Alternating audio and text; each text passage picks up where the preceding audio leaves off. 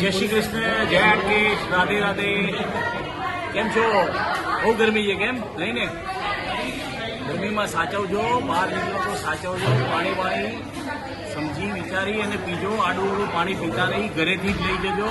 લીંબુ પાણી, છાશ બધું જોડે રાખજો. ના કશું જ ના હોય ને બહુ ટ્રાવેલિંગ રહેતું હોય તો પેલી નારંગીની ગોળી આવે છે ને, આપણે બચપનમાં ખાતા હતા, એ નારંગીની ગોળી જોડે રાખજો. હું તમારો હિતેજ છું માટે કહું છું.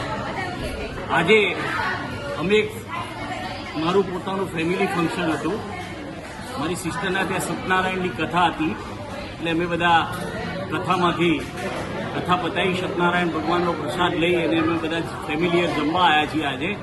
એટલે મારો આજનો ટોપિક એન્જોયમેન્ટ જ રહેશે. પણ તમે તમારી તબિયતનું ધ્યાન રાખજો. ગરમી બહુ જ પડે છે. બહાર જાઓ તો પાણી જોડે લઈને જજો અવશ્ય. ભૂલચૂક થઈ હોય તો ક્ષમા. મારી ચેનલને લાઈક, સબસ્ક્રાઈબ અને કોમેન્ટ્સ શેર અવશ્ય કરજો. રાધે રાધે, જય શ્રી કૃષ્ણ, જય આટકેશ. મારી છે આશીષભાઈ ફેન્ટાસ્ટિક મહેતા.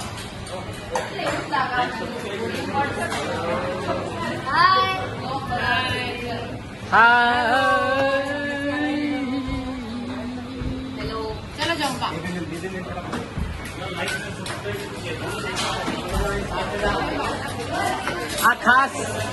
ખાસ ભારતી ભાઈ છે જે વિસનગર થી આયા છે ને એને અમે પ્રાઇમ મિનિસ્ટર તરીકે જ ઓળખીએ છીએ.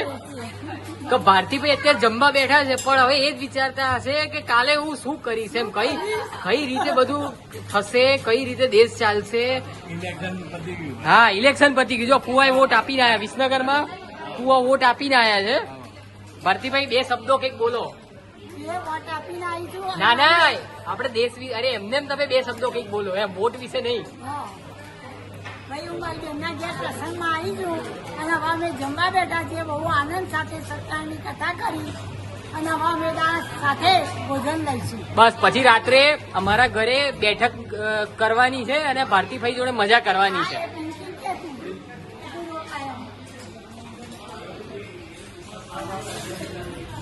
આ રહ્યા આજના યજમાન છે ભૌમિક દવે. યજમાન જમજો તમે પોતે.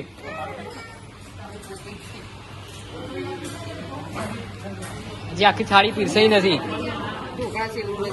ઢોકળા સેવ, આજનું મેનુ ઢોકળા, સેવરોલ, રસ, પછી સુખડી છે. આ રહ્યા પાપડ આવી ગયા. હા રે જો અહીંયા થાળી પીરસાઈ ગઈ છે.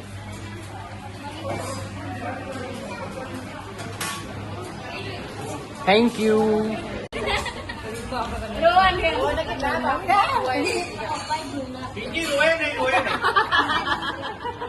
આ લગ્ન ના કેટલા વર્ષ થયા તમારા લગ્ન? લગ્ન ના 22 વર્ષ પછી પણ મમ્મી હાથ મૂકે એટલે દીકરીના આંખમાં આંસુ આવી જ જાય છે. આ સાક્ષાત ઉદાહરણ છે. ભારતીભાઈ 2 મિનિટ હજી વધારે રહ્યા તો કદાચ ગંગા જમના ભારતીભાઈ ના આંખમાંથી આવી જશે. હા